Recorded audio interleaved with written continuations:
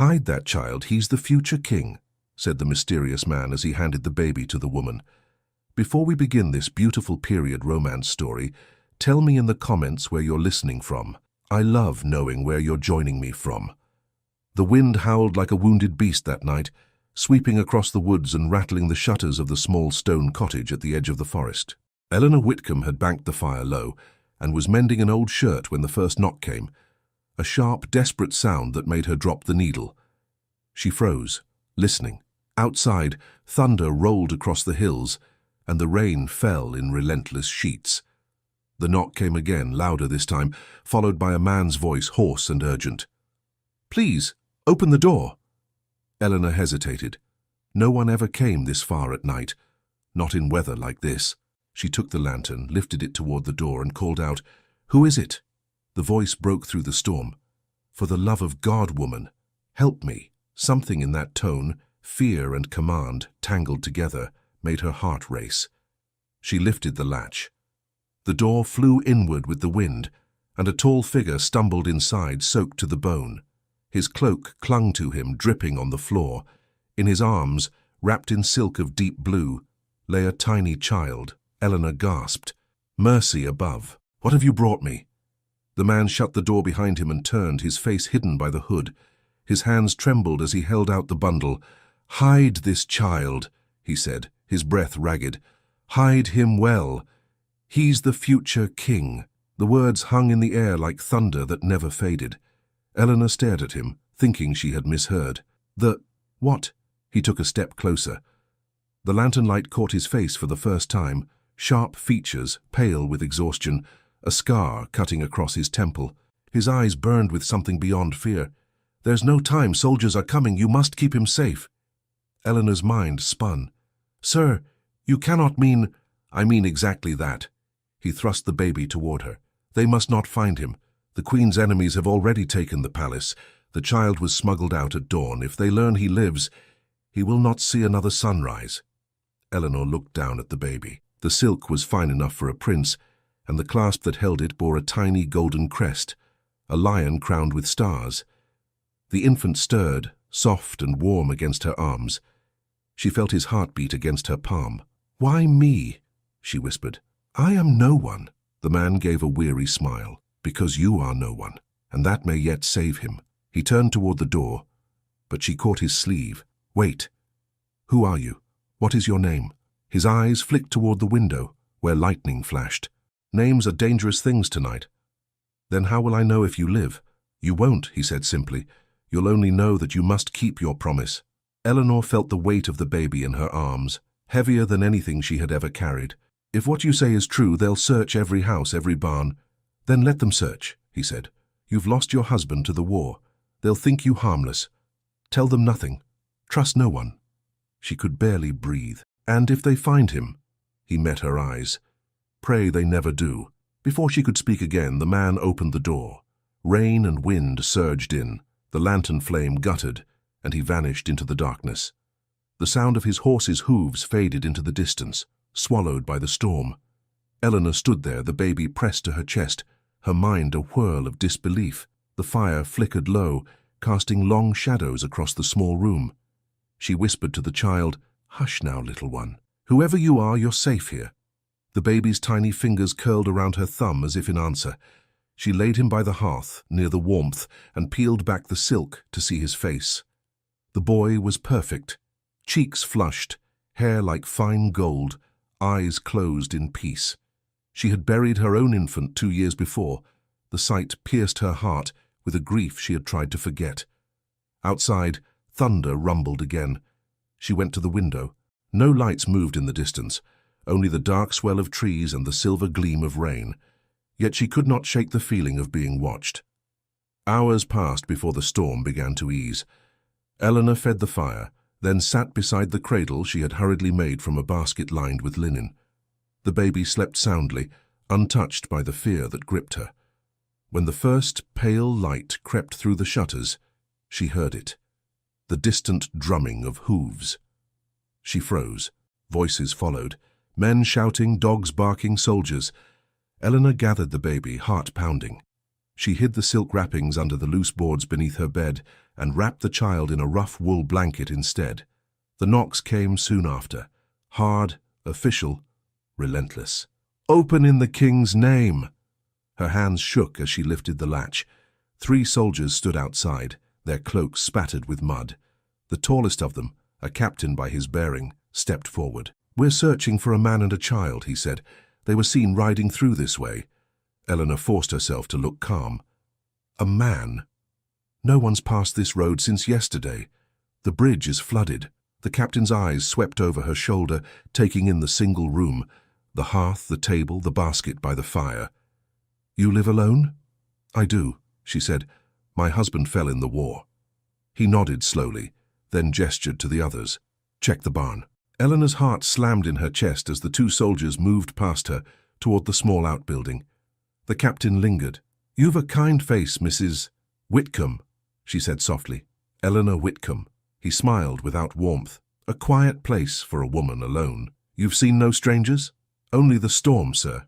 And she was fierce enough. The captain's smile faded. He looked past her once more. The baby stirred faintly in the basket, a small sound escaping his lips. Eleanor stepped quickly between the captain and the cradle. "The wind plays tricks," she said. "Even the rafters groan tonight." The man's eyes narrowed. For a moment, she thought he would push past her. Then the other soldiers returned, shaking their heads. "Nothing in the barn," one said. The captain gave a short nod. "We'll move on." He looked at Eleanor one last time. "If you see anything or anyone, you'll report to the magistrate." "I will, sir." They mounted their horses. As they rode off, Eleanor shut the door and pressed her back against it, breath shuddering out of her. The baby cried softly, and she gathered him up, whispering, "You mustn't make a sound, little one. Not when the world is listening." For 2 days she kept to the house, afraid to fetch water or firewood. But the storm had broken, and the silence outside felt heavier than the rain. On the 3rd day, Margaret, the midwife from the village, came trudging up the path with her basket. "Nell Whitcomb, you've not been seen since the thunder," she said as she stepped in. "Are you ill?" Eleanor hesitated. Margaret was her oldest friend, but trust now felt dangerous. Still, she needed help. "Come in, Margaret. There's something you must see." When Margaret leaned over the cradle, she went still. "Sweet heaven," she whispered. "That's no orphan from these parts."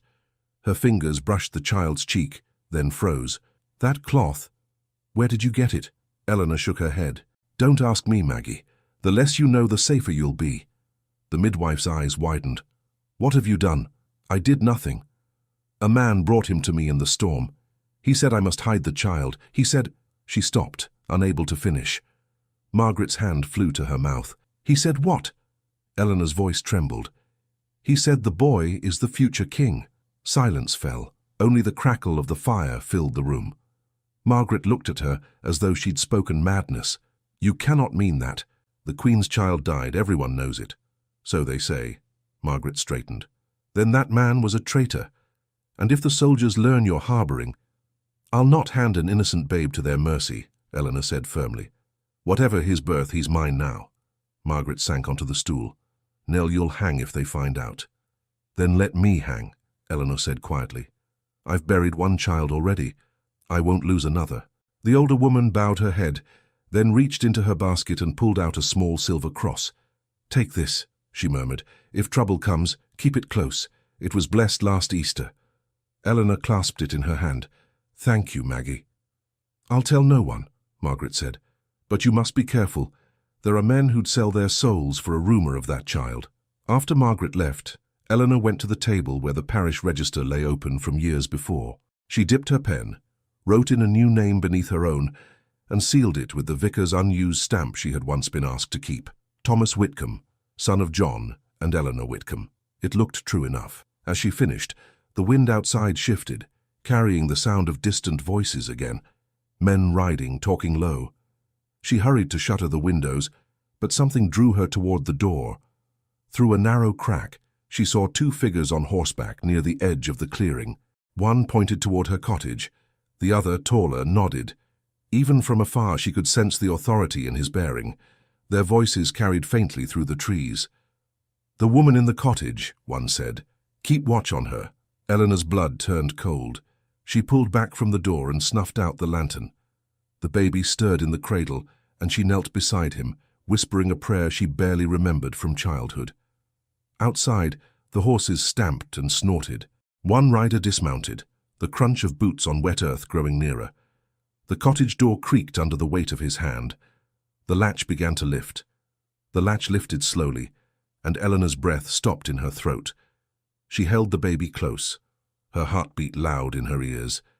The door creaked open an inch and a voice whispered her name. "Eleanor? Are you awake?" Relief swept through her so fast she almost fell to her knees. "Margaret?" The door opened wider, and the midwife slipped inside, her shawl dripping from the mist outside. She closed the door behind her and leaned against it, panting softly. "Forgive me for coming at this hour, Nell. I feared they might have come for you." Eleanor set the baby back into his cradle, her hands still trembling. "I thought it was the soldiers. They were here before dawn." "I know." Margaret's face was pale under the flickering light. "They've gone to the next village, but they'll return. Everyone's whispering that a noble child vanished from the palace. Some say the Queen's own son." Eleanor poured a cup of warm milk for her friend and sat opposite her. "You think it's true?" Margaret nodded slowly. "They say the Queen was ill after the birth and the infant was declared dead that same night, but 2 of the palace guards disappeared and 1 of the royal nurses vanished too. The countryside's crawling with soldiers. They'll search every house that has a child under a year old." Eleanor looked down at the sleeping boy. His tiny hand had crept out from the blanket, reaching toward her, even in his dreams. "He's only an infant, Maggie. What harm could come from letting him live?" "The kind of harm men make when crowns are at stake," Margaret said softly. "If they suspect, they won't ask questions first." Eleanor looked toward the shuttered window. "Then I'll need a story." "You'll need a miracle," Margaret answered and reached into her pocket. She pulled out a silver cross, small but gleaming. "Keep this with him. If anything happens, you'll know where to go." Eleanor frowned. "What do you mean?" "There's a chapel beyond Ashford Hill," Margaret said in a hushed voice. "The priest there served the Queen's confessor once. If all else fails, take the child there. Tell him Margaret sent you." Eleanor took the cross and closed it in her palm. "God bless you, Maggie. I'll not forget this." Margaret touched her cheek. "You've always had courage, Nell. But courage is one thing, secrecy another. Promise me you'll tell no one about that man." "I promise," Eleanor said. "No one will ever know." By morning, the village was crawling with news. The baker's wife said 2 more patrols had arrived from London. The blacksmith swore he saw royal colours flying at the edge of the forest. Eleanor kept to her cottage, tending to her sheep and fetching water as if nothing had changed. The baby, Thomas, she had decided to call him, slept most of the day, but every time thunder rolled, he would startle, and she would whisper, "Hush, little king. No storms shall harm you here." A week later, Margaret returned with supplies and grim tidings. "They've begun questioning families with infants," she said, as she set down a basket of bread and herbs. "The constable rides with them. He'll reach this end of the forest by tomorrow." Eleanor's face went pale. "Then I must be ready." "You'll tell him the child's your sister's," Margaret said firmly. "You'll say she died in childbirth and left him to you. You have that cousin's letter from Kent. Use it as proof. Say she married a soldier who fell at sea. That will do." Eleanor nodded. "And if they ask his name?" "Thomas Whitcomb," Margaret said. "Your own name will shield him better than any lie." Eleanor felt a tremor of hope. "Thomas Whitcomb," she repeated softly. "It sounds right." That evening she sat by the table, the parish register open before her.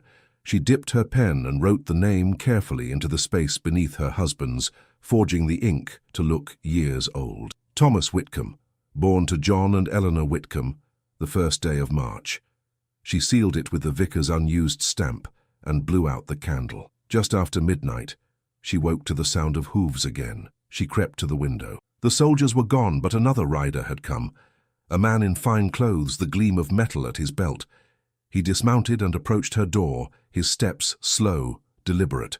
Eleanor lifted the poker from the hearth and stood ready, heart pounding. The knock came, gentle, almost polite. "Mrs. Whitcomb?" a deep voice called. "A word, if you please." She hesitated, then unlatched the door a little. "Who calls at such an hour?" The man removed his hat. "Forgive me, madam. I am Sir Alaric of Whitmore. I've been ordered to inspect every household in this parish. May I come in?" His voice was calm, but his eyes held shadows. Eleanor stepped aside. "If you must." He entered, glancing around with the practiced ease of a man who missed nothing. His gaze lingered on the cradle. "You have a child." "My sister's boy," she said evenly. "She died last winter." He approached and looked down at the sleeping infant. The firelight caught a flicker of emotion across his face, something like recognition. "A fine child," he said softly. "How old?" 6 months. He studied her for a long moment. "You seem nervous, Mrs. Whitcomb. Have the soldiers frightened you?" "Wouldn't they frighten anyone?" she answered. He gave a faint smile. "They frighten me as well, though I'm supposed to command them." She looked at him sharply. "You command them?" "Only for a little while," he said, as if it mattered little. Then he turned back to the child. "What did you say his name was?" "Thomas." He nodded, thoughtful. "And his father?" "My sister's husband, a sailor." For a moment, he looked ready to speak again, but instead he reached into his cloak and drew out a coin, placing it on the table. "For the boy's milk," he said. "The world grows darker every day. An innocent child deserves warmth." Eleanor studied him as he left, the wind swirling around his cloak. There was something strange in his manner, something unspoken. She felt sure he had not believed her story, and yet he had let it rest. When he was gone, she locked the door and pressed her back against it. The coin gleamed in the lantern light. It bore a faint mark she recognized, the same lion crest from the silk that had wrapped the child. By morning, she decided to bury the coin beneath the floorboards with the silk. Days passed in uneasy quiet. The soldiers stopped their patrols for a while, though villagers spoke of new arrests closer to the city. Eleanor's life slipped into a fragile rhythm of feeding, mending, watching. Each night she prayed that the man who had brought the baby would never return, that peace might come again. Then one afternoon Margaret came running down the path, her face ashen. "They're back," she panted. "The new captain's come from London. He questions every house himself." Eleanor's stomach twisted. "What does he seek?" "They say he's looking for the man you met, the traitor who stole the child. But he asks also about women who were seen helping travellers during the storm." "Then I must look harmless," Eleanor murmured. Margaret caught her hand.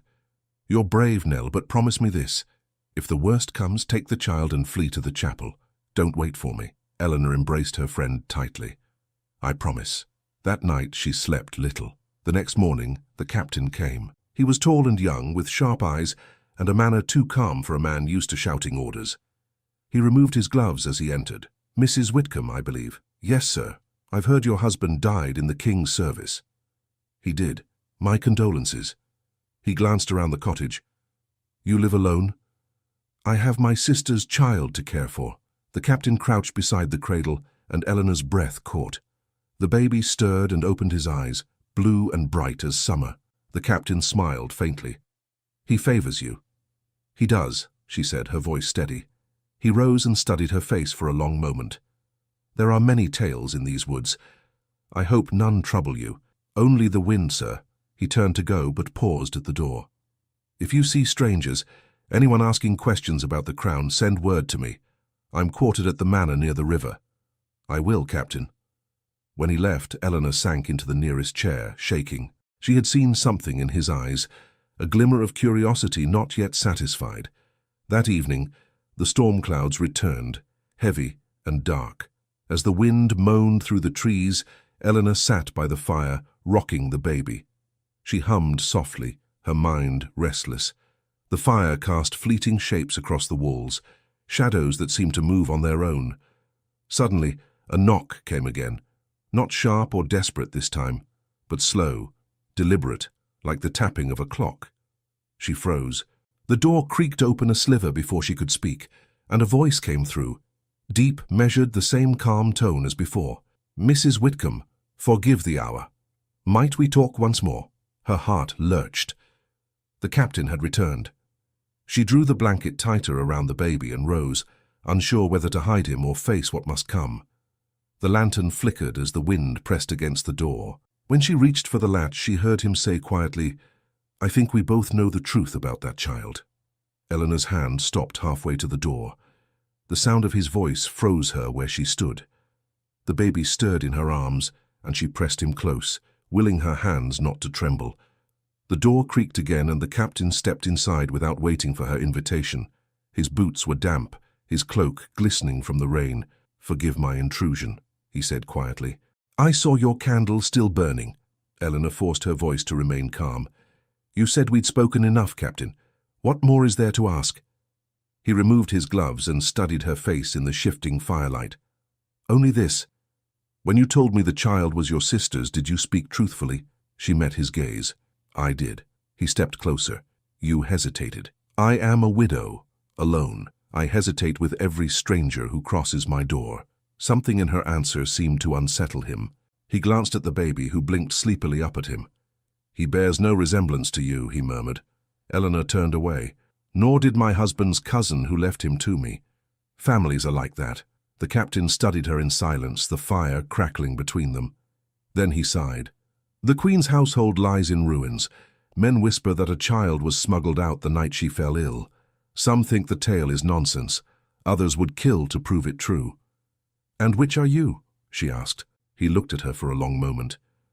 "I'm a man tired of blood," he said softly. "I'd rather see peace return to England than another hunt for ghosts." Eleanor's fingers tightened around the child. "Then let this ghost rest here." A faint smile touched his lips, though his eyes stayed wary. "You speak boldly, Mrs. Whitcomb. I've little left to lose."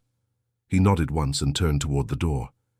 "Keep the child close," he said before leaving. "Storms have a habit of revealing what they should conceal." When he was gone, Eleanor sank onto the chair by the hearth. The baby gurgled softly, as if unaware of the danger that hovered like mist around them. She whispered, "He suspects, my sweet." But not enough, not yet. The following days passed in tense quiet. The soldiers left the village, though rumor said they would return before harvest. Eleanor resumed her daily work, hoping each sunrise might bring safety. But safety was a fragile thing. One morning, as she drew water from the well, she noticed something carved into the damp wood, a symbol she recognized at once, the royal crest, small but unmistakable. Her stomach turned cold. The mark was fresh. Someone had been there in the night. She scanned the forest's edge. The world seemed still, too still. The air smelled of rain, and not a bird sang. Then through the tangle of trees, she saw a glint of metal, sunlight striking the tip of a blade or buckle. A rider sat motionless on a dark horse, watching her. Eleanor stood frozen, the bucket slipping from her hands and splashing into the mud. The rider did not move. She backed away slowly until she reached the door, closed it quietly, and barred it. That night, she could not sleep. Each creak of the roof, each sigh of wind felt like footsteps. She kept the poker near her chair and watched the fire burn low. When dawn came, she saw hoofprints near the gate, fresh ones circling the cottage. Margaret arrived soon after, bringing bread and a frightened look. "They say the Queen's Guard has split," she whispered. "Half serve the new council, half hide the old secrets. Some want the heir alive, others dead." Eleanor's voice was tight. "Someone's marked my well." Margaret went pale. "Then they know. Or they're warning me," Eleanor said. "Perhaps that man who brought him still lives." "Pray that he doesn't," Margaret said sharply. "If he returns, he'll bring danger with him." But the words came too late. That evening, as the sun sank behind the trees, Eleanor heard the distant thud of hooves again. Slow, unhurried, familiar. She stepped outside before fear could stop her. The same cloaked figure who had appeared years ago rode out of the shadows. His horse, weary and mud-stained, halted before her gate. Eleanor's breath caught. "You!"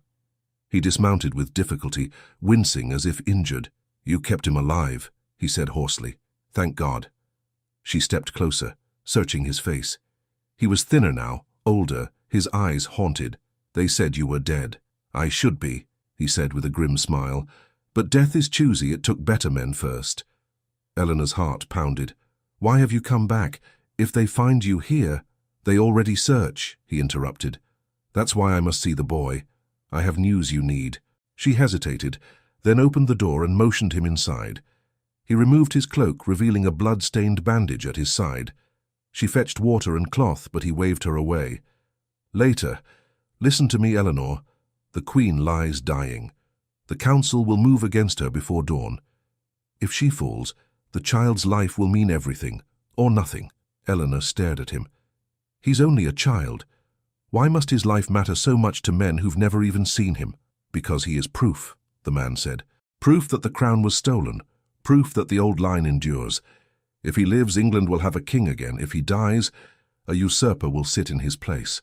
She sank into the chair, her voice barely a whisper. You ask me to keep protecting him. But where can I hide him now? He leaned forward, gripping her hand. There's one man you may trust, the new captain who came here, Lord Nathaniel Harrow. He's no friend to the council. If I fail to return, take the child to him. Eleanor's eyes widened. The captain? Yes.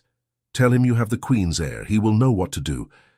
Before she could answer, a noise outside made them both freeze, the faint echo of hooves again, closer this time. The man rose painfully and moved to the window.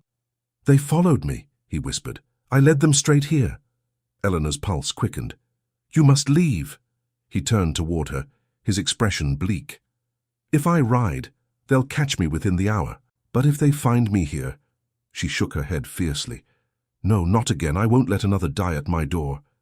He placed a hand on her shoulder, his eyes softening. You've more courage than any soldier I've known. I'm no soldier, she said.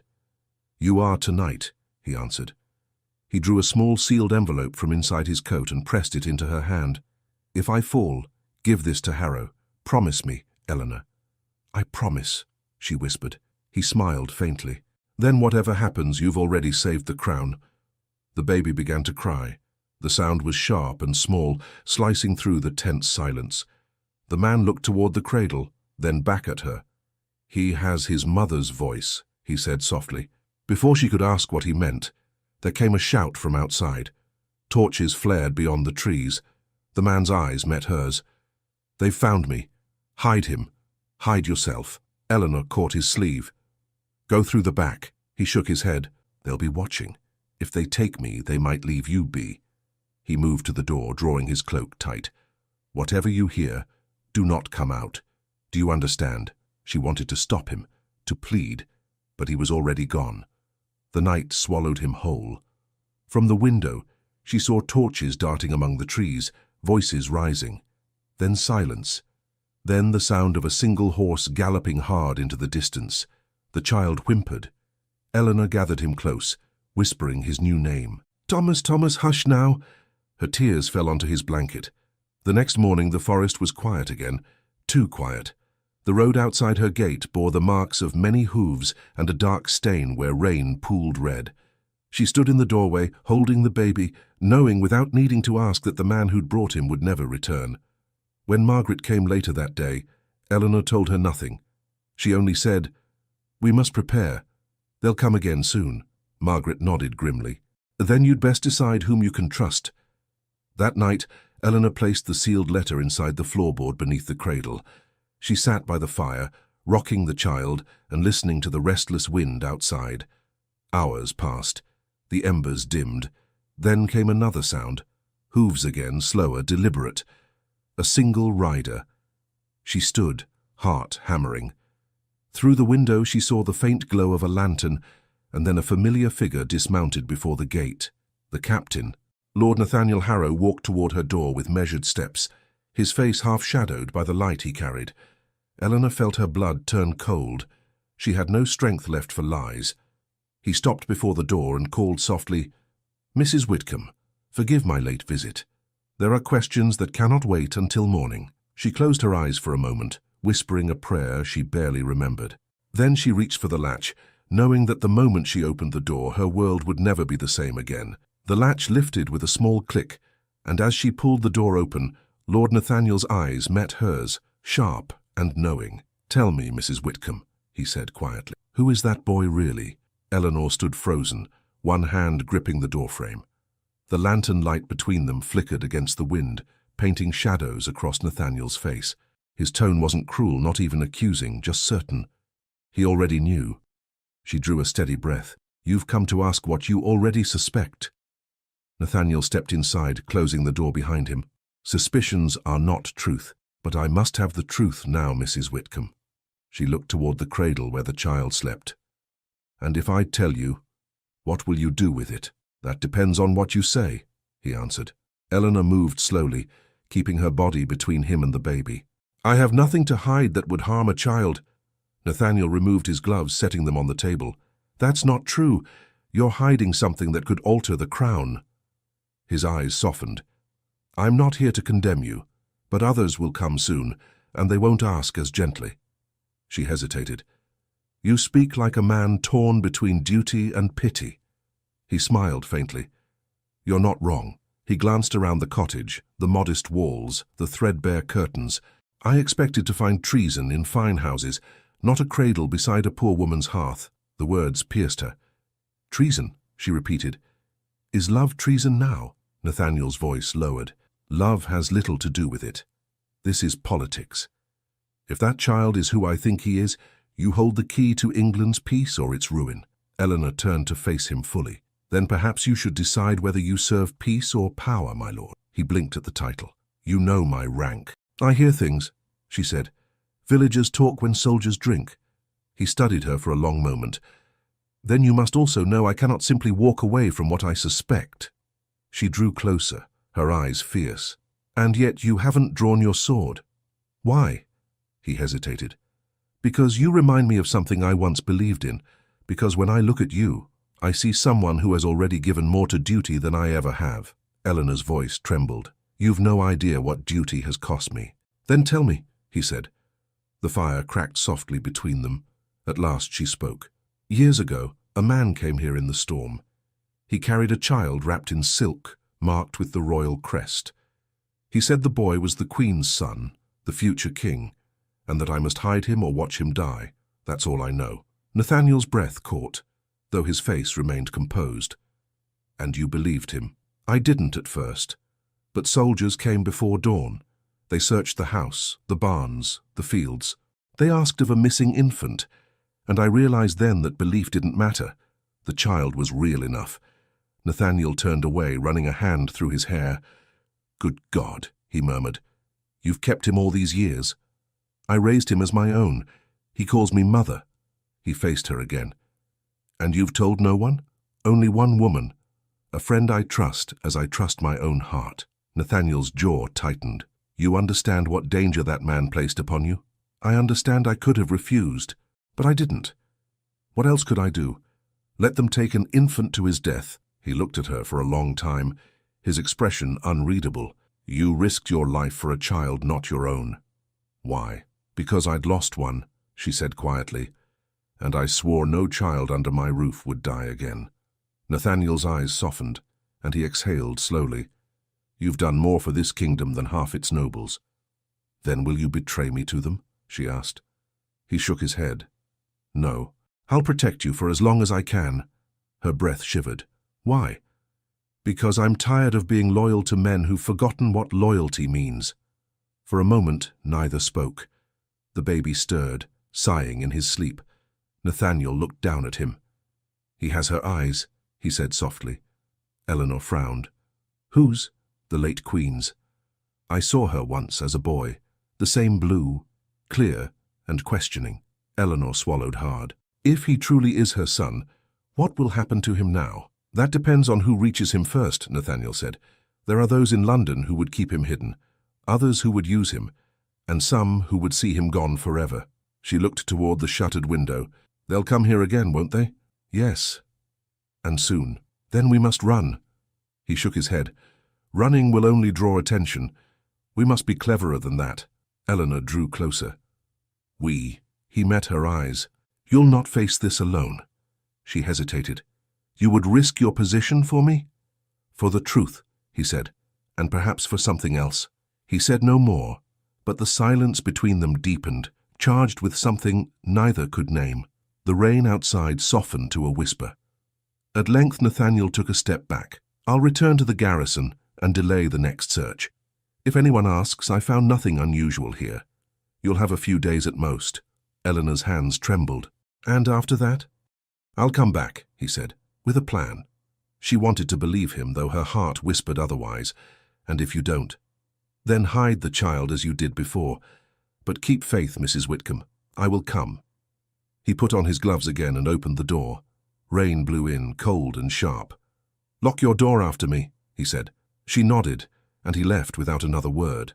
For a long while, Eleanor stood where he'd been, staring at the empty doorway. Then she shut the bolt and leaned her forehead against the wood. Days passed in uneasy quiet. The soldiers rode past without stopping, and she dared to hope Nathaniel had kept his promise. The village settled into its rhythm again, and for the first time in months she slept through the night. Then one morning the post-rider came to her door with a sealed message marked by the royal crest. Eleanor's heart leapt.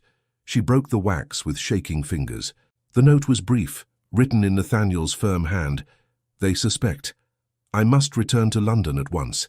Burn this letter and trust no one until I send word." The paper trembled in her grip. She held it to the fire and watched it curl into ash. That evening Margaret came, her face pale and tight. "Nell, there's talk in the tavern, word from the capital. They say a nobleman named Harrow is to be recalled for questioning. Some accuse him of treason." Eleanor's pulse thudded. "Treason? They say he aided a woman hiding a royal child. They say her name is unknown." Eleanor felt the ground tilt beneath her. "He'll hang if they find proof." Margaret's voice broke. "And so will you." Eleanor looked down at the sleeping boy. His curls glowed gold in the firelight, innocent, untouched by fear. "I must keep him safe, no matter the cost." "Where will you go?" Margaret asked. "I don't know yet." Eleanor hesitated. "But if Nathaniel cannot return, I'll go to London myself." "Are you mad? They'd arrest you the moment you stepped into the city." "Perhaps," Eleanor said softly, "but I'll not let him face their wrath alone. He risked his life for ours." Margaret gripped her arm. "Then wait a little longer. If he lives, he'll find a way to reach you. He seems the sort who keeps his word." Eleanor smiled faintly. "He is." But even as she spoke, the wind outside shifted, and she heard again the sound she dreaded, the thunder of distant hooves. Margaret looked toward the window. "It's too soon for another patrol." Eleanor's blood ran cold. She blew out the lamp, plunging the room into shadow. "Take Thomas," she whispered. "Go to the cellar." Margaret lifted the child while Eleanor moved to the door. The sound grew louder. Lanterns glimmered between the trees, 5, maybe 6 riders. A fist struck the door.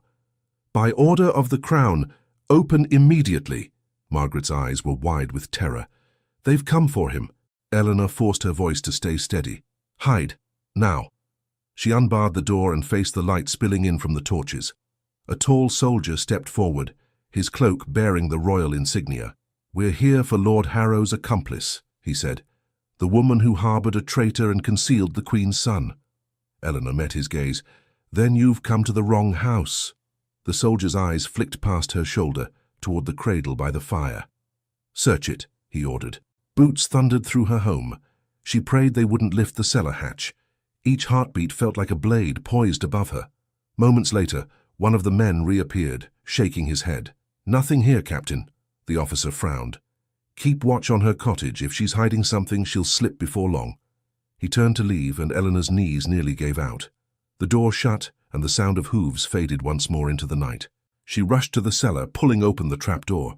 Margaret sat there in the dim light, holding Thomas close. Both were trembling. "They're gone," Eleanor whispered. Margaret's eyes filled with tears. "Not for long. Next time, they'll bring the gallows." Eleanor gathered the child in her arms.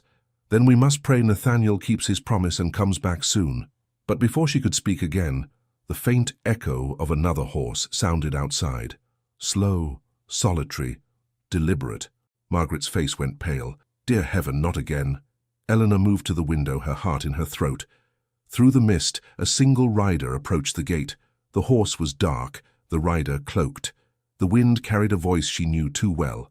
"Eleanor." Her breath caught. Nathaniel. He dismounted, his face grave in the moonlight, and stepped toward her door. She lifted the latch with trembling hands. Nathaniel's voice was low. "We have no time. They know everything." And behind him, she saw the glint of another lantern in the trees, and the shapes of men closing in. The night was thick with fog, the forest nothing but shifting shapes and muffled hooves. Eleanor held Thomas close as Nathaniel pulled her inside, his cloak dripping rain on the floorboards. His eyes, once calm, now burned with urgency. "They followed me," he said. "You must leave, Eleanor. Tonight."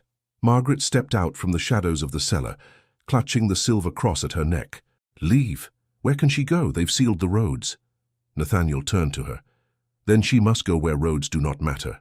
The woods have old paths that the king's men have long forgotten." Eleanor's voice broke through his rush of words. "How did they find out?" "There are spies in London," Nathaniel said. "Someone read the letter I sent you. The council knows you hold the child. They mean to seize him before dawn." Eleanor's heart clenched. "Then all is lost." "Not yet," he said sharply. "Listen to me. I've arranged a carriage waiting 2 miles south by the Ashford ruins. It will take you to the abbey beyond the marshes. The abbess there is loyal to the late queen.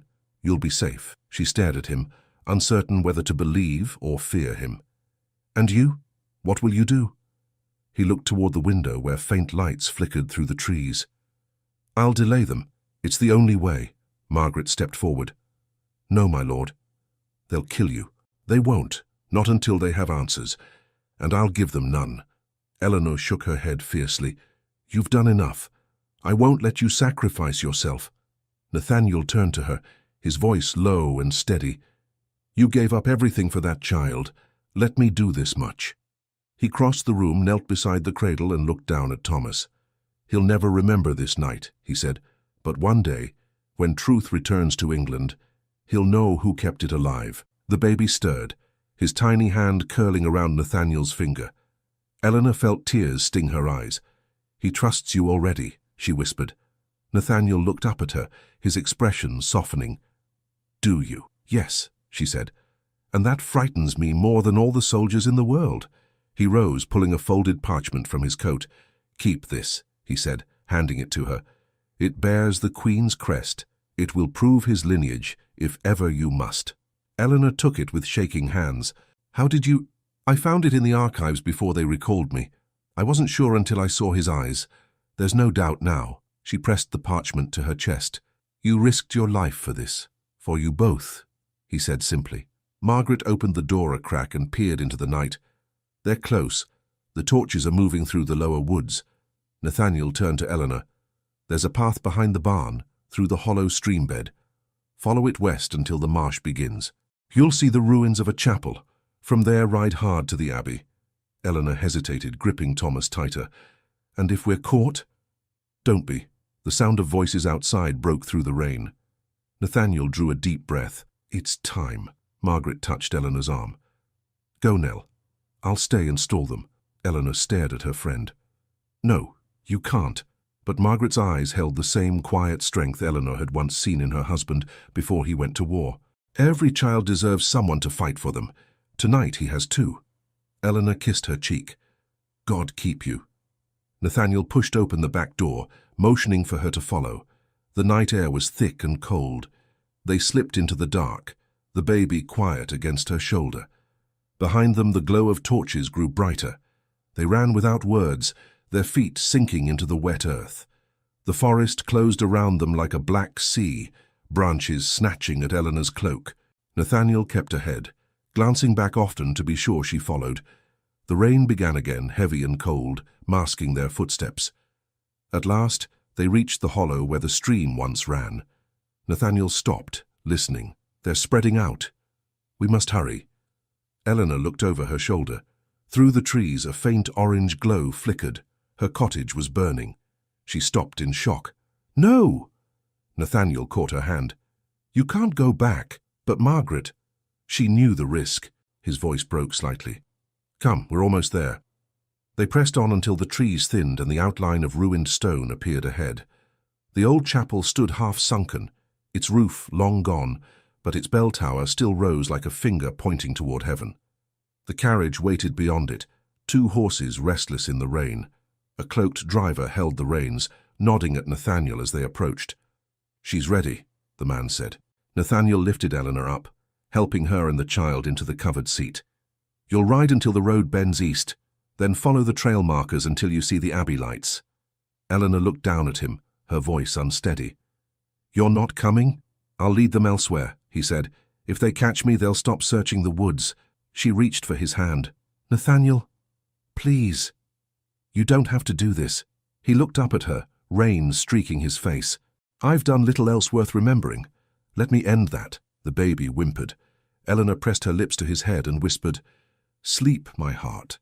Sleep for the dawn." Then she looked back at Nathaniel. "If we live through this, promise me one thing, anything. Don't let your life end in darkness. Find your way back to light." His expression softened into something almost tender. "You've already given me more of that than I deserve." The driver cracked the reins, and the carriage jolted forward.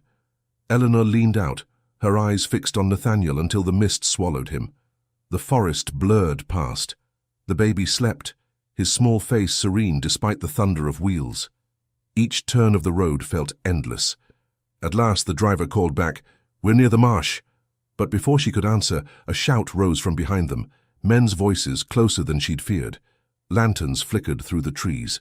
The driver cursed under his breath. "They've found us." Eleanor clutched Thomas to her chest. "Keep going." Arrows of light from the torches darted nearer, the horses strained, hooves slipping on wet ground. The driver turned the carriage sharply down a narrow trail. Branches lashed the sides, tearing at the canopy. "Hold tight," he shouted. The path opened suddenly onto a clearing where the ruins loomed again, a circle of crumbling stone and wild ivy. The driver pulled hard on the reins, stopping the horses. "The marsh ahead's flooded," he said. "We can't cross." Eleanor looked around wildly. "Then where?" The man pointed toward the bell tower. "There's an old crypt below it. You can hide there till dawn." He jumped down and opened the door. "Go, I'll draw them away." Before she could thank him, he was gone, his lantern swinging as he vanished into the trees. Eleanor hurried to the tower, clutching Thomas. Rain dripped from the stones like tears. She found the narrow stair leading below and descended into the cool darkness. The air was damp, filled with the scent of earth and time. She wrapped the baby in her cloak and held him close, listening. Above, the wind howled through the broken tower. Then, voices again, closer. She pressed herself against the wall, barely breathing. The sound of boots on stone echoed overhead. Then a hand touched her shoulder. She gasped and turned. Nathaniel stood there, soaked and pale, his eyes blazing. "You shouldn't be here," she whispered. "I lost them in the woods," he said. "I couldn't leave you." Tears filled her eyes. "They burned the house." "I know." His voice was quiet. "I saw the smoke. I'm sorry." She reached for him, and he caught her hand, holding it tightly. "We'll wait here till dawn," he said. "Then we'll move on together." She wanted to speak, but before she could, the echo of footsteps sounded above again. Heavier this time, deliberate. Nathaniel's grip tightened. "Stay behind me," he whispered. The baby stirred, a soft cry breaking the silence. The footsteps stopped. A voice called down the stair, low and cold. "Lord Harrow, the council sends its thanks. Now hand over the woman and the child." Nathaniel's face hardened. "They found us." The lantern light from above spilled across the crypt floor. Eleanor clutched the baby, her heart hammering as the first shadow appeared on the stair.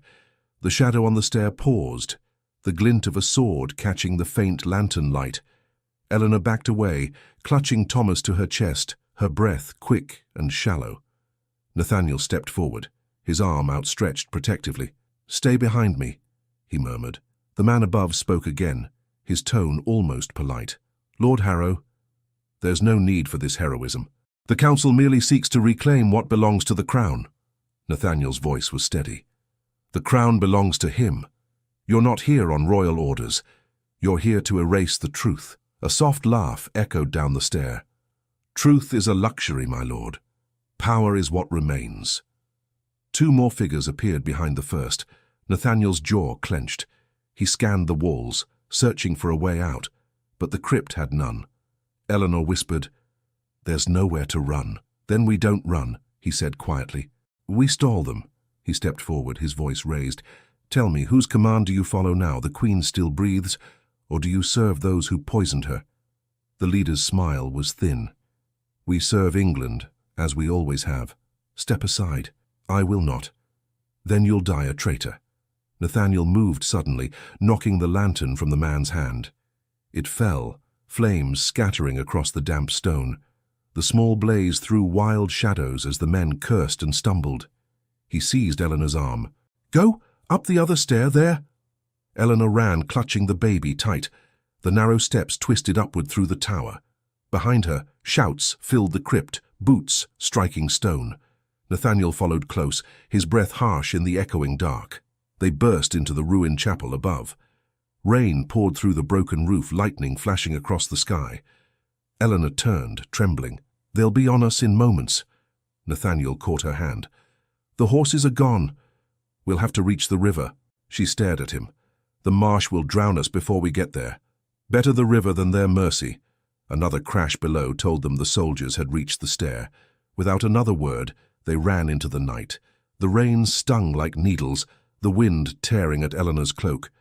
The ground grew soft beneath their feet, the air heavy with the scent of wet reeds. Behind them came the faint glow of torches, weaving through the trees like restless ghosts. Nathaniel led the way, his voice barely audible above the storm. "Keep to the left bank, there's an old footbridge ahead." The baby whimpered, frightened by the thunder.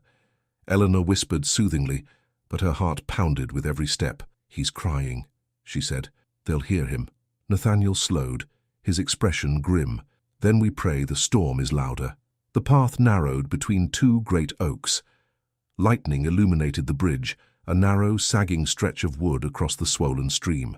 Nathaniel crossed first, testing each step. "Quickly, Eleanor." She followed, gripping the rope rail with one hand, the baby with the other. Halfway across, one of the planks cracked under her foot. She froze. "Don't move," Nathaniel called. "Hold to the side." The plank gave way. She slipped, crying out as her foot plunged into the rushing water below. Nathaniel lunged forward, catching her arm. "I've got you." The baby began to cry again, his voice lost in the storm. Nathaniel pulled her up, dragging her across the last few boards until they reached the far bank. She collapsed against him, trembling. He brushed the wet hair from her face. "You're safe. For how long?" she whispered. Before he could answer, shouts rose behind them. The soldiers had reached the bridge. One voice cut through the rain. "There! They're crossing!" Nathaniel cursed under his breath. "They're faster than I thought." He looked around, scanning the darkness. The marsh stretched ahead, the ground uneven but open. "We'll lose them in the mist. Follow me." They ran again, water splashing up from the ground. The fog thickened, curling around them like smoke. Behind, the voices grew fainter, swallowed by distance and the roar of the rain.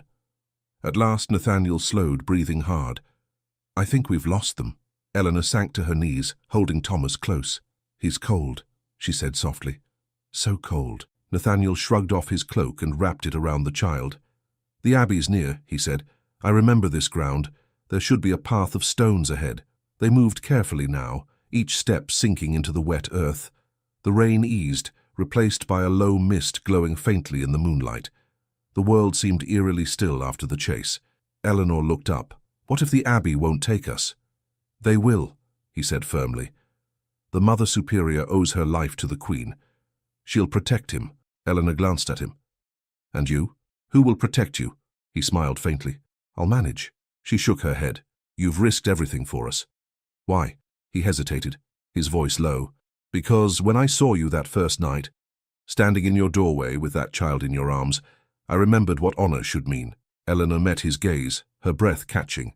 "And what does it mean now?" "That some lives are worth more than titles or crowns." For a moment they stood still in the quiet rain, the weight of his words hanging between them. Then a sound broke through the silence. Hooves, faint but unmistakable, coming from the north. Nathaniel turned sharply. "They've split their forces. We must move." The mist parted to reveal a faint light ahead, a lantern swinging gently near a wall of stone. The abbey. Relief flooded Eleanor's heart. "We're here," she whispered. They reached the gate just as the lantern's bearer appeared, a tall woman in a dark cloak. Her voice was calm, certain. "Who seeks refuge?" Nathaniel stepped forward. "Friends of the Queen. We bear her legacy." The woman's gaze fell on the child, and she nodded. "Come, you're safe within these walls." Eleanor nearly wept with relief. The gates creaked open, and the three slipped inside. The abbey courtyard was silent, save for the rain dripping from the eaves. A few sisters hurried forward, taking the horses' reins and guiding them to shelter. The Mother Superior herself came to meet them, her face kind but grave. "Lord Harrow, I feared the worst. You still might," he said quietly. "The council knows. They'll come for him soon." The mother looked down at the baby who had begun to stir. "Then they will meet the hand of God before they touch a hair on his head." Eleanor bowed her head. "Bless you, Reverend Mother. We've nowhere else to turn." "You have done what few would dare," the woman said. "You've kept hope alive. Rest now, you're safe here." Two sisters led Eleanor to a small chamber lit by a single candle. She laid Thomas in a cradle beside the narrow bed and sank down, exhausted. Nathaniel remained by the door, watching her silently. Eleanor looked up at him. "Will you stay?" "For tonight," he said. "Tomorrow I must ride back to London." Her eyes widened. "No, they'll hang you." "Perhaps," he said, "but if I don't return, they'll send more men here. I can't let them reach you." She rose and crossed the small room to him. "You'll die for us." He shook his head. "Not if I can help it." Eleanor reached for his hand. "Nathaniel, there must be another way." "There isn't," he said softly. "But if I live, I'll come back." Her voice trembled. "How will I know if you do?" He smiled faintly. "You'll hear the sound of hooves outside your door, as you did the night this began." He turned to leave, but she caught his arm. "Wait." When he faced her, she rose on her toes and kissed his cheek, her voice a whisper. "Then I'll pray for the sound of hooves every night." Nathaniel's throat tightened. He touched her hand once more, then stepped into the corridor and was gone.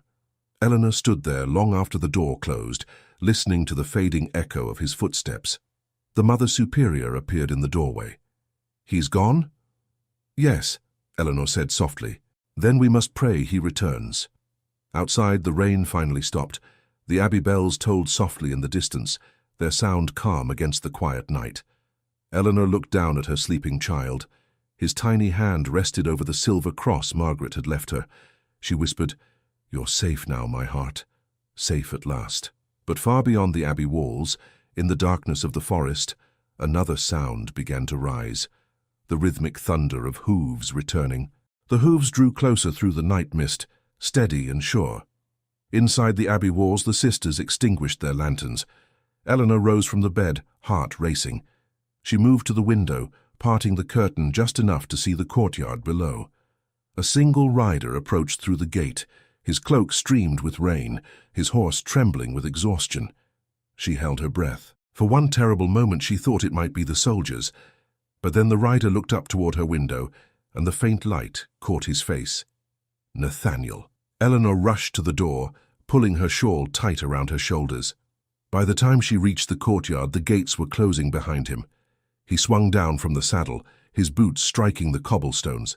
His face was pale, his eyes shadowed with fatigue. "You came back," she whispered. "I had no choice," he said softly. "They killed the messenger I sent ahead. The council knows the Queen is dead." Eleanor's breath caught. "Dead?" He nodded. "She died 2 nights past. Her last letter was meant for me, but it never reached my hands. Someone stole it. Now the kingdom is divided, and every faction claims the throne. If we don't act, the boy will be lost in the struggle."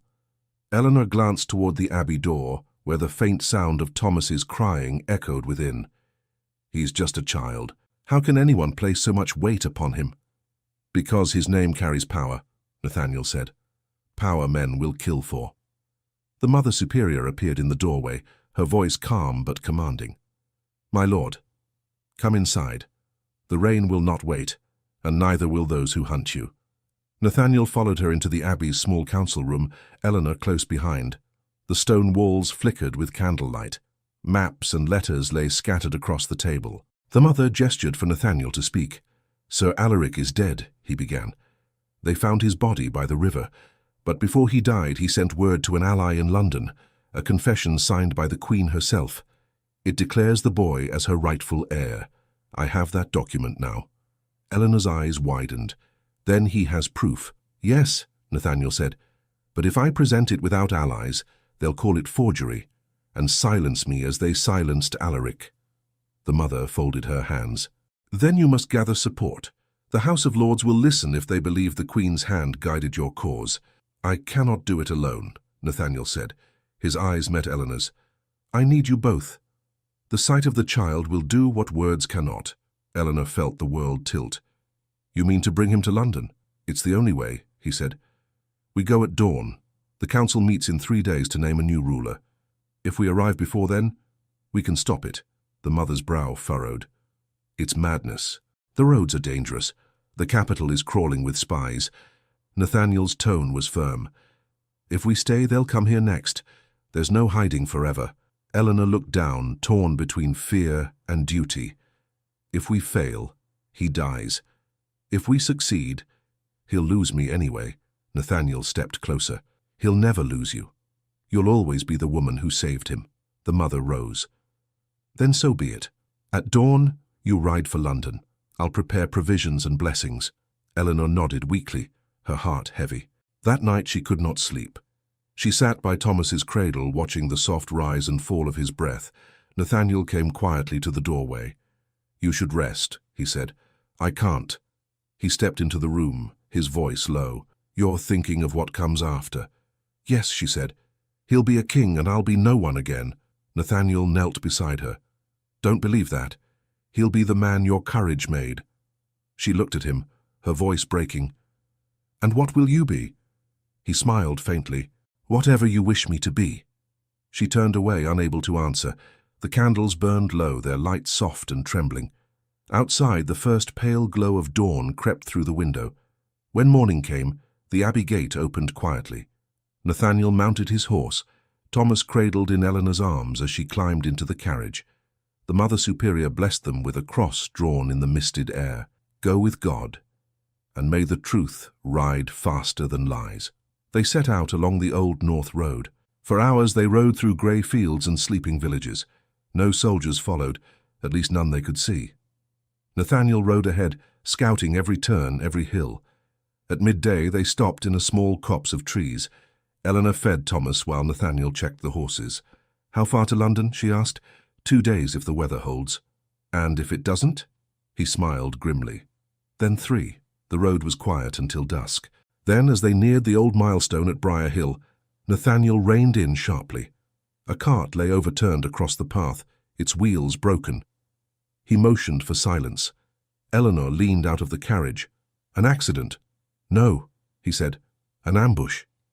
As if summoned by the word, 4 men stepped from the woods, rough riders with the look of mercenaries. One held a torch, the others carried clubs. Their leader smirked. "Evening, my lord. Travelling light, are we?" Nathaniel's hand went to the hilt of his sword, though his voice stayed calm. "Stand aside. There's nothing here worth your trouble." The man's grin widened. "That carriage says otherwise. Orders from London say any noble travelling north is fair game." Eleanor tightened her hold on the child. Nathaniel edged his horse forward, blocking the men's view of the carriage. "You'll find no coin here," he said. The leader shrugged. "Coin, child. It's all the same. We'll have a look inside." He raised his hand. Before the men could move, Nathaniel spurred his horse forward, striking the leader with the flat of his blade. The man stumbled back, shouting. The others lunged, but Nathaniel's horse reared, scattering them. "Go!" he shouted to the driver. The carriage lurched forward, wheels skidding in the mud. Eleanor clutched Thomas as the road twisted beneath them. Behind, she heard Nathaniel's horse pounding the ground, shouts echoing through the trees. The carriage rattled wildly, but the driver kept his grip. "Hold on, ma'am." Branches whipped past, the air thick with rain and dirt. Then a new sound, a single shot, rang out behind them. Eleanor screamed, turning, but through the storm she saw Nathaniel still upright, chasing the men off the road. Moments later he galloped beside the carriage again. His face was pale, but he managed a smile. "Still breathing." Eleanor's voice shook. "You're mad." "Possibly," he said, "but we're alive." By nightfall they reached a small inn by the crossroads. The innkeeper, an old woman with sharp eyes, said nothing when Nathaniel showed her his seal. She led them to a room above the stables. Eleanor laid Thomas in the small bed, exhausted. Nathaniel poured water into a basin, washing blood from a shallow cut on his arm. She saw it and frowned. "You're hurt." "It's nothing." She took the cloth from him and cleaned the wound gently. "You call this nothing?" He watched her, his voice low. "You've a gentler hand than most queens." She shook her head. "Don't speak of queens. I've had enough of them to last a lifetime." He smiled faintly. Then speak of something else. Speak of what you'll do when this is over. Eleanor looked down at the sleeping child. If he lives to wear a crown, I'll disappear. That's what protectors do. They vanish once the danger is gone. Nathaniel's voice was soft. And if I won't let you vanish? She met his gaze, startled. Then you'd be a fool. Then I'll be a fool, he said. The silence that followed was heavy but not painful. Outside, rain began again, steady and soft. Eleanor turned toward the window. You think we'll make it? We will, Nathaniel said, because we must. They left before dawn, the innkeeper watching them go with knowing eyes. The road ahead grew wider, the air filled with the noise of wagons and travelers heading toward the city. By evening, the towers of London rose in the distance, veiled in mist. Nathaniel reined in his horse beside the riverbank. We'll stay at my estate on the outskirts tonight, he said. Tomorrow, we'll go before the council. Eleanor nodded, though her hands trembled. And after, we pray the truth is enough. The city's gates loomed ahead. Guards in crimson cloaks stopped them, demanding names. Nathaniel produced his seal, his tone commanding. Lord Harrow, returning under royal summons. The guard hesitated, then stepped aside. The carriage rolled through the gates, the sound of hooves echoing against the cobblestones. Eleanor looked out at the dark streets, the faint light of lanterns flickering in narrow alleys. So this is where kings are made, she murmured. And where they fall, Nathaniel said. They reached his townhouse near the river. Inside, servants hurried to light fires and bring food. The warmth was a blessing after days of rain, but Eleanor could not rest. She laid Thomas in the nursery and turned to Nathaniel. What will happen tomorrow? We'll go to Westminster. I'll show them the Queen's letter and present the child. And if they refuse to believe, then I'll make them. Eleanor touched his arm. Nathaniel, promise me. If anything happens, you'll save him first. He looked at her for a long moment. And you? I'll manage, she said with a small, brave smile. He drew closer. You always do. A knock came at the door below. Nathaniel stiffened. Stay here. She froze. Who is it? I don't know. He descended the stairs quietly, hand near the dagger at his belt. Voices murmured in the hall, one calm, another sharp and urgent. Then a servant called up, his tone uneasy. My lord, there's a man here. He says his name is Alaric. Eleanor's breath caught. Alaric. Nathaniel turned toward the stairs, disbelief in his face. He's dead. The servant looked pale. Then, my lord, it's his ghost or someone who claims to be him. He says he's come for the boy. Nathaniel's hand froze on the banister. The name hung in the air like a ghost. Alaric. It was impossible. He had seen the man's seal on the letter, seen the reports of his death. He glanced up the stairs where Eleanor stood, pale and still. Stay there, he said quietly. She shook her head. Nathaniel, if it's him, he'll not harm you. But if it's not, I'll find out first. He drew a slow breath and descended the last few steps.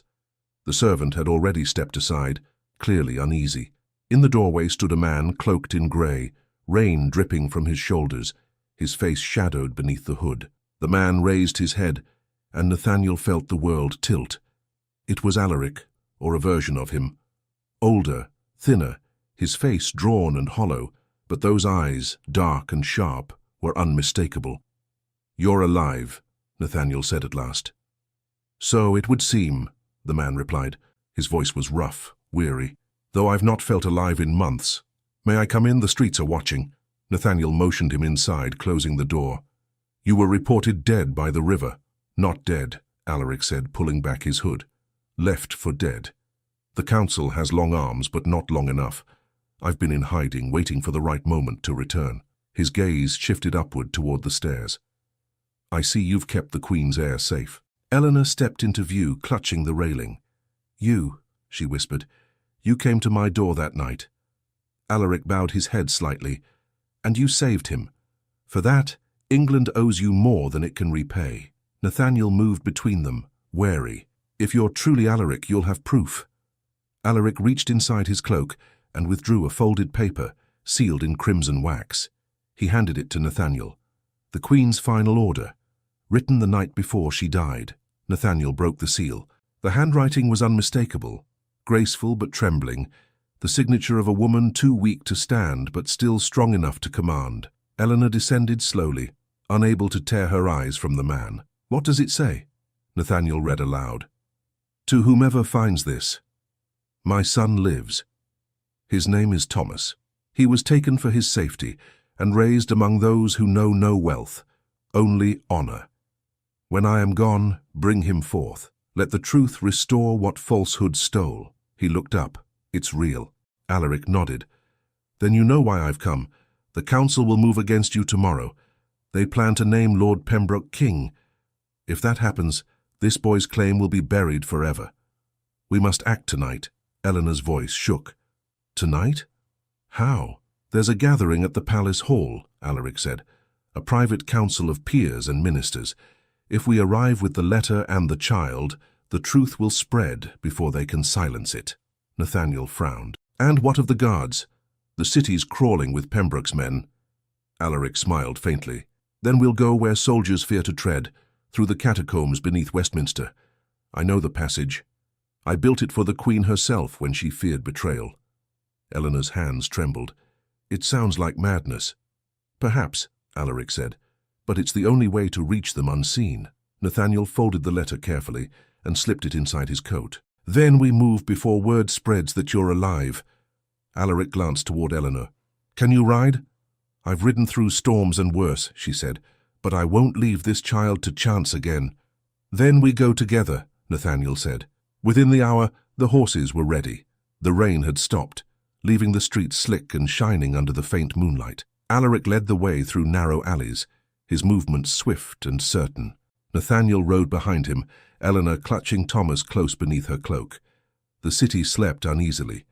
Bells tolled faintly in the distance, and from somewhere near the river came the echo of voices. Guards changing watch. Alaric turned sharply down a side street, stopping before a crumbling stone wall half hidden by ivy. He dismounted and pushed against one of the stones. A hidden door creaked open, revealing a tunnel descending into darkness. "This way," he said. Eleanor hesitated, looking into the black void. "It feels like stepping into a grave." "Then step softly," Alaric murmured. "We'll come out the other side reborn." The passage was narrow, the air cold and damp. Their footsteps echoed softly as they descended. Nathaniel carried a lantern, its light casting uneasy shadows along the walls. Eleanor followed close behind, the baby silent in her arms, as though he too understood the gravity of their journey. "How far does it go?" Nathaniel asked. "Half a mile," Alaric replied. "It leads beneath the council chamber." They walked in silence for what felt like hours until Alaric raised his hand. "Stop!" From ahead came the faint murmur of voices and the clink of armor. Alaric extinguished the lantern. Darkness swallowed them. "There's a guard post beyond that bend," he whispered. "2 men, perhaps 3. Wait here." Nathaniel caught his arm. "You can't go alone." Alaric smiled. Old habits die hard. He vanished into the dark before Nathaniel could stop him. The minutes stretched endlessly. Eleanor could hear her own heart, each beat a small thunder. Then footsteps returned. Only one pair. Alaric reappeared, his voice low. "They'll not trouble us again. Come." The tunnel opened into a stone chamber lined with old relics, banners, broken statues, and the faint glimmer of light from a grated window above. The distant sound of voices grew clearer. "They're meeting now," Alaric said. "When the bells strike midnight, the proclamation will begin. That's when we reveal the child." Eleanor felt her breath quicken. "They'll never believe me." "They'll believe the Queen's seal," Nathaniel said. "And they'll believe me when I speak her words." Alaric climbed a narrow stair leading to a trapdoor. He pressed his ear against it, then nodded. "Now." He pushed it open, revealing the underside of a tapestry. They emerged into the great council hall, a vast room filled with candlelight, nobles, and whispers. At the head of the chamber stood Lord Pembroke, tall and severe, reading from a parchment. "And in light of Her Majesty's passing," Pembroke declared, "it falls to us to ensure stability. The Queen left no heir." "Lies," Nathaniel said, his voice cutting through the room. Every head turned. The crowd gasped as he stepped forward, Eleanor behind him, the child in her arms, and Alaric at their side. Pembroke's face blanched. "Lord Harrow, You dare interrupt the council? I dare speak truth, Nathaniel said. He drew the Queen's letter from his coat and held it high. Her Majesty left her word, and her heir. This child is the son of the Queen and rightful King of England. The room erupted in chaos. Some shouted in disbelief, others in anger. Pembroke's hand went to his sword, but Alaric stepped forward, his voice ringing out. Before you reach for steel, remember your oaths. I am Sir Alaric, former commander of the Royal Guard. I was there the night the Queen gave birth. I smuggled this child from the palace as her enemies closed in. I bear witness before God and Crown. The uproar grew louder. Pembroke's eyes narrowed. Impossible. You died. Alaric smiled grimly. Death has no claim on truth. He turned to Eleanor. Show them, madam. Eleanor stepped into the light, trembling but resolute. She unwrapped the cloth from around the baby, revealing the embroidered crest upon it, the lion crowned with stars. A murmur rippled through the hall.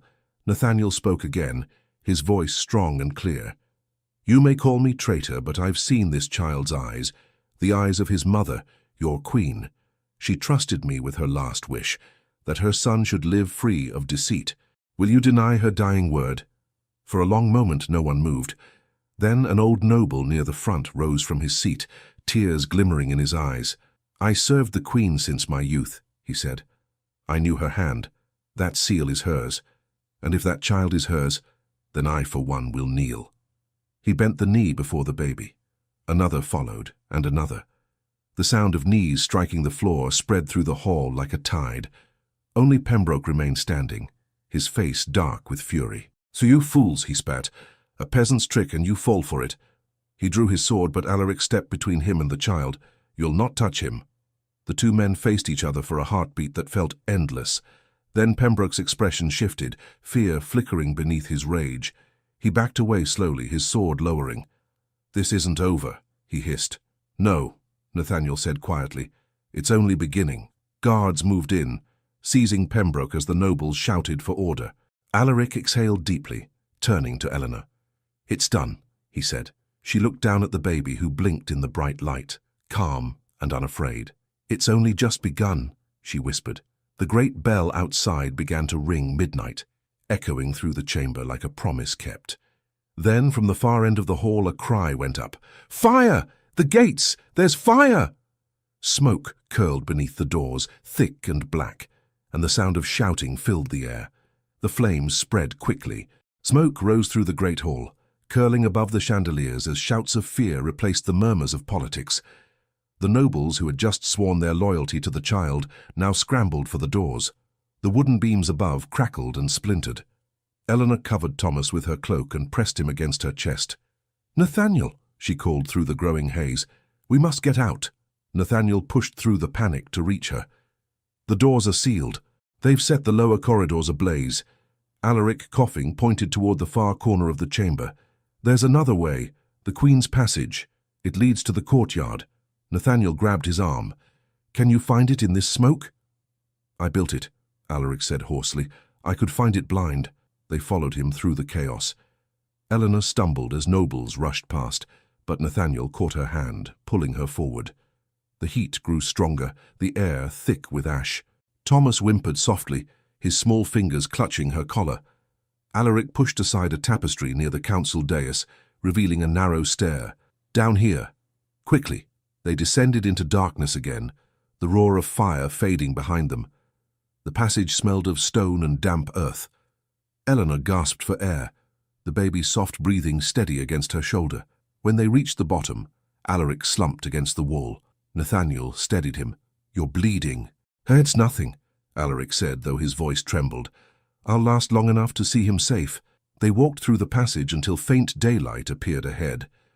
When they emerged into the courtyard, the cold air felt like a blessing. Smoke billowed from the palace roof, but the fire had not reached the outer walls. Eleanor turned to Nathaniel. What will happen now? The nobles saw the truth, he said. Pembroke's power will die with his lies. The child's name will spread faster than fire. Alaric nodded weakly. Then my task is done. He sank to his knees, the wound at his side darkening his tunic. Eleanor knelt beside him. No, don't speak like that. He smiled faintly. It's all right, my lady. I've walked too long with ghosts. Tonight, I'll rest among them. Nathaniel pressed a hand to his wound. Desperate. We can still let it be, Alaric whispered. His gaze shifted to the child. He'll be a just king. Raise him in truth, not in fear. Eleanor's eyes filled with tears.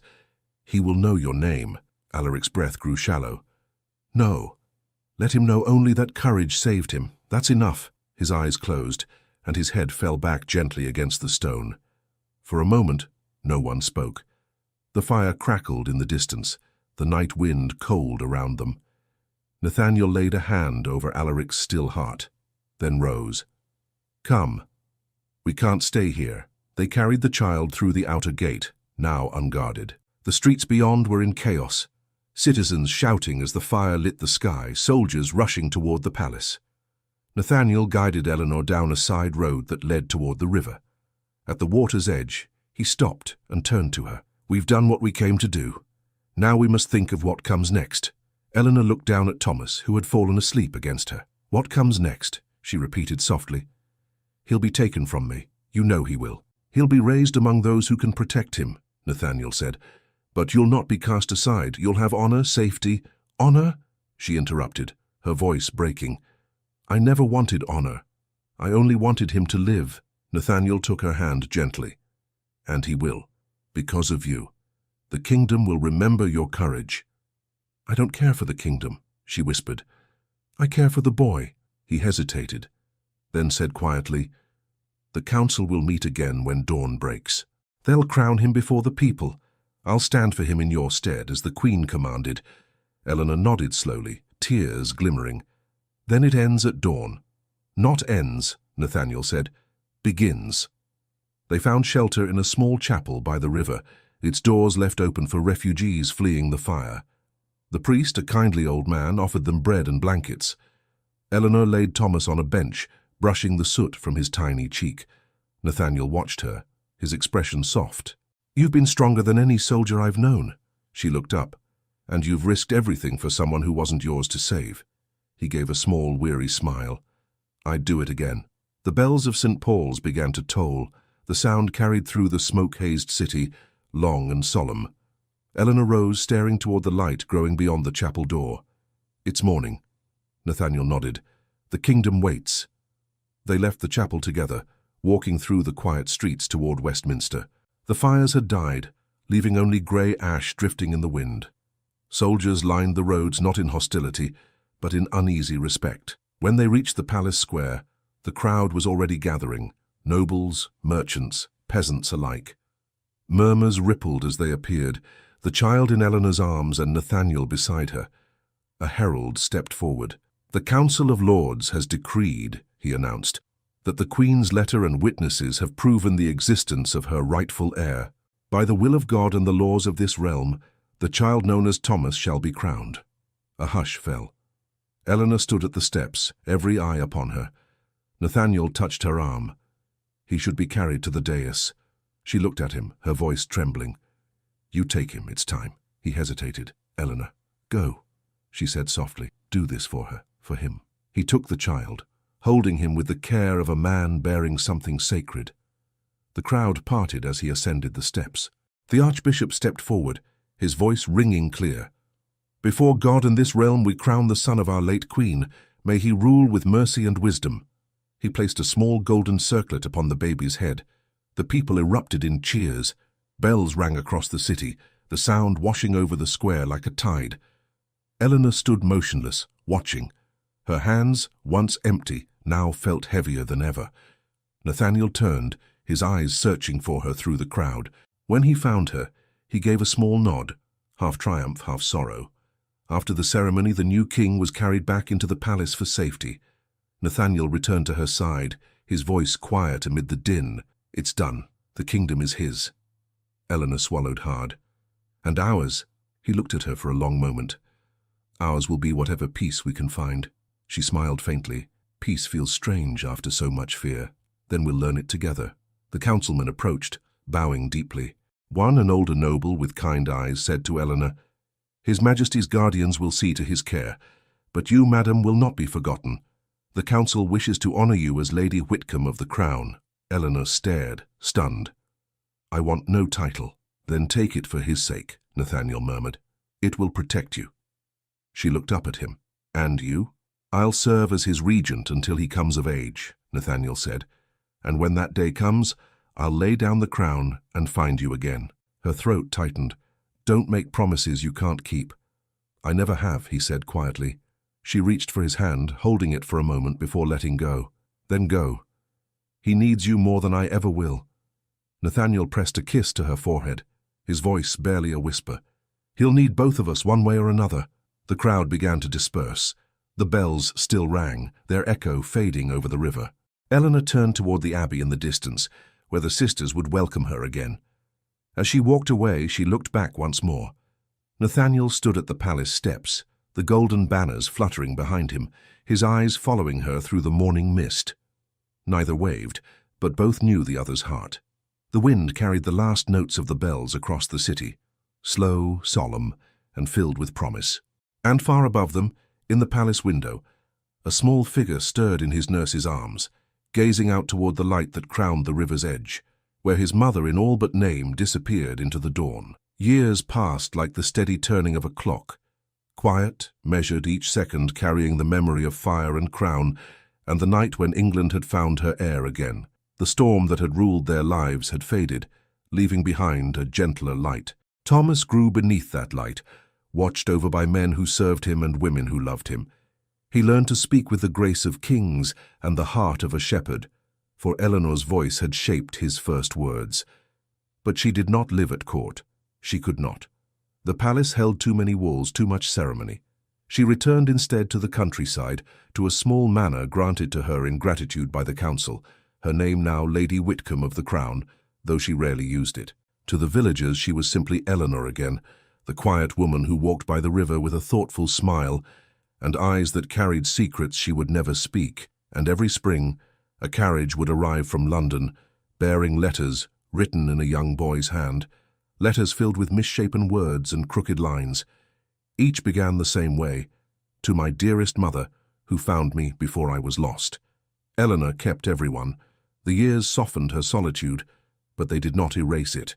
Some nights she dreamed of the old cottage, the storm, and the man who had stood in her doorway and changed her life with 7 words. Sometimes, when the wind moved through the trees, she thought she heard hoofbeats. Then, one day, the sound returned. Not in dreams, but in truth. It was late afternoon, the air heavy with summer heat. Eleanor sat beneath the elm near the river, mending a shawl, when a rider appeared on the path beyond the gate. Her heart knew before her eyes confirmed it.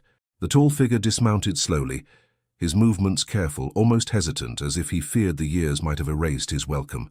Nathaniel. He stood still for a long moment, watching her. Time had touched him gently. His hair was streaked with silver, his shoulders broader, his face lined not with weariness but with peace. He carried no sword, only a small satchel slung across his back. Eleanor rose, the shawl slipping from her lap. "You kept your promise." "I told you I would," he said, his voice softer than she remembered. "I told you I'd come when the crown no longer needed me." She smiled faintly. "And does it not? The crown stands firmly now," he said. "Thomas rules with wisdom beyond his years. He remembers your lessons. He remembers you." She looked away toward the river, her throat tightening.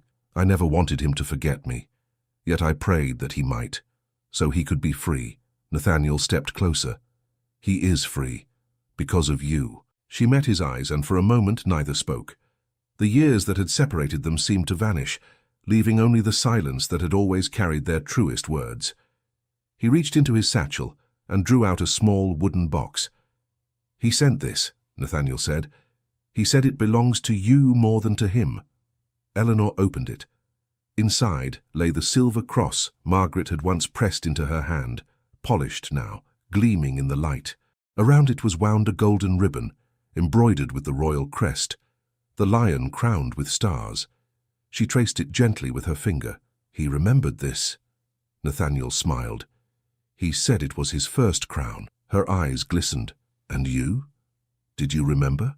"I remembered everything," he said quietly. "Every word, every night, every time I nearly lost you." She looked at him for a long moment before saying, Why come back now, Nathaniel? Because the kingdom has peace, and I finally have none, he said. I've served duty all my life. I'm ready to serve something else. Serve? She repeated, her lips curving faintly. You speak as though love were an oath. Perhaps it is, he said. The truest one. Her hands trembled slightly as she closed the box. You always did speak like a soldier.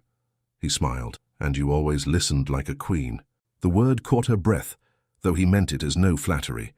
For years people had called her Lady Whitcomb, the guardian of the crown, but no title had ever reached as deep as that single word from his lips. They stood together by the riverbank, the quiet hum of summer all around them. Nathaniel reached out, hesitated, then took her hand. His touch was steady, warm. I should have come sooner, he said. You came when you were meant to, she answered. We both had our vows to keep. He looked into her eyes.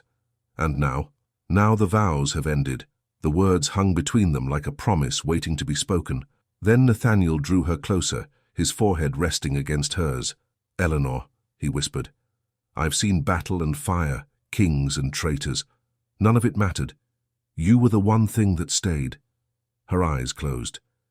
And you were the one thing I never dared hope would return. For a long time they stood in silence, the breeze moving gently through the tall grass. The years that had stretched between them seemed to fold away, leaving only the two of them and the soft murmur of the river. When at last she pulled back, her smile was quiet, but certain. Will you stay this time? I'll never leave again, he said. He glanced toward the cottage in the distance, half hidden among the trees. Is that your home now? It is, she said, simple and small, like the one where it began. Then I think I shall like it. That evening, the sun sank slowly behind the hills, painting the fields in gold. Nathaniel helped her gather the laundry from the line, his once noble hands clumsy with the pegs. She laughed softly at his attempts, the sound bright and young again. I was never trained for such delicate work, he said. You led armies, she teased. Surely a few shirts are no challenge. Armies obey, linen rebels. She shook her head, smiling. You haven't changed. Nor have you, he said. You're exactly as I remembered. She gave a quiet laugh. Older, you mean? Wiser, he said, and more beautiful for it. Her gaze lingered on him, tender and searching. And what of you, my lord? Are you still the gallant captain who would defy the crown for a promise? He looked at her, his eyes warm. No, I'm only a man who wishes to keep one. They walked together to the cottage. Inside, the fire crackled softly, though the night was mild. Eleanor poured him tea, and for a moment they were as they once had been, two souls bound by danger and duty, yet sharing the peace that neither had known how to seek. He looked around the small room. You live quietly. I've had my fill of noise, she said. The silence keeps me company. He leaned forward, his voice gentle. And will it still keep you company now that I'm here? Her answer came softly. If you're here, I think the silence will have to share. He smiled at that, the lines at the corners of his eyes deepening. I brought something else, he said, reaching into his coat. He drew out another folded paper, aged, creased, sealed with wax. It's from the council. Thomas signed it himself. She frowned slightly, unfolding it. What is this? A decree, Nathaniel said, granting you guardianship of the royal orphanage. He said you saved one lost child. Perhaps now you might save others. Eleanor's hand trembled as she read. He's made me a mother to them all. He said there's no better one in England. Her voice broke softly. He has his mother's heart. No, Nathaniel said. He has yours. They fell quiet again, the firelight flickering between them. Eleanor looked up, her expression thoughtful. Nathaniel, all those years I wondered what became of you. I thought you might have married or left the country or... He shook his head. I married no one. I tried to forget, but every woman I met spoke kindly, laughed politely, and none of them said my name the way you do. Eleanor's eyes shone in the firelight. You waited all these years? He smiled faintly. I was never good at giving up. Nor I, she said. They sat together long after the candles burned low, talking softly of the past, the battles, the night in the crypt, the first cry of the baby who had bound their fates. Each memory came not as pain, but as gratitude. A story they could finally speak without fear. When the clock struck midnight, Nathaniel rose. "May I see the stars with you?" She nodded, and they stepped outside. The sky stretched vast and clear, the air cool and fragrant with summer. Eleanor looked up. "There was a night once when the same stars watched over us, when a man rode into my life with a child in his arms. And now," Nathaniel said softly, "he rides back with nothing to carry but his heart." She smiled through her tears. "Then lay it down. You've carried it far enough." He took her hands, his voice low and unsteady. "Eleanor, you gave me back my honor, my faith, my reason to breathe. I have nothing left to give you but myself. Will that be enough?" Her reply came without hesitation. "It's all I ever wanted." For a moment, they simply looked at one another, the years dissolving, the past and present meeting in one quiet heartbeat. Then he leaned forward and kissed her. It was not the desperate kiss of youth or the fleeting one of farewell. It was steady, certain, filled with everything they had endured and everything they had finally found. When he drew back, she rested her head against his chest, listening to the rhythm that had carried them through so many storms. They stood beneath the stars, the river whispering nearby. The air was soft and cool, carrying the faint sound of bells from a distant village, the same bells that had once tolled for a crown, now ringing gently for love. Nathaniel whispered against her hair. "Do you remember what you said the night we met?" She smiled. "I said I was no one, and I told you that might yet save him. It saved us both," she said. They stayed like that for a long while, until the first light of dawn touched the horizon. Birds stirred in the hedges, and the world began again. When the sun rose, its light fell across the river, catching on the water like scattered gold. Eleanor turned to him, her hand still in his. "It's a new day," she said. "And it's ours," he replied. She smiled. "Then promise me one thing. Anything, that you'll never speak of duty again." He laughed softly. "Then I'll speak only of love." She leaned into him. "That will do." The church bells rang again, brighter now, carried by the morning wind. Somewhere far away, the young king stood at his window, looking out toward the hills where the woman who had raised him lived in peace. He smiled, as if he knew. And by the river, hand in hand, Eleanor and Nathaniel began the life they had both been denied for too long. A quiet life, a shared one, born not of command or secrecy, but of love, freely chosen. The water moved gently beside them, whispering its endless song. "Every secret I ever kept led me here," she thought. And as the morning deepened, the two of them walked toward the cottage, their shadows stretching together through the light. Thank you so much for listening to this story all the way to the end. We hope it moved you as much as it moved us while telling it. We'd love to hear your thoughts. Leave us a comment telling us where you're listening from and what you liked the most. Rate this story from 0 to 10. What score would you give it? If you enjoyed this story, don't forget to subscribe to the channel and leave a like as a show of support. That really motivates us to keep creating and sharing more stories full of emotion and life lessons. And before we go, we want to remind you that an exciting and heartwarming story recommendation will appear on the final screen. If you'd like to enjoy it, just click on the video. Thank you once again for being here, and we'll see you in the next story.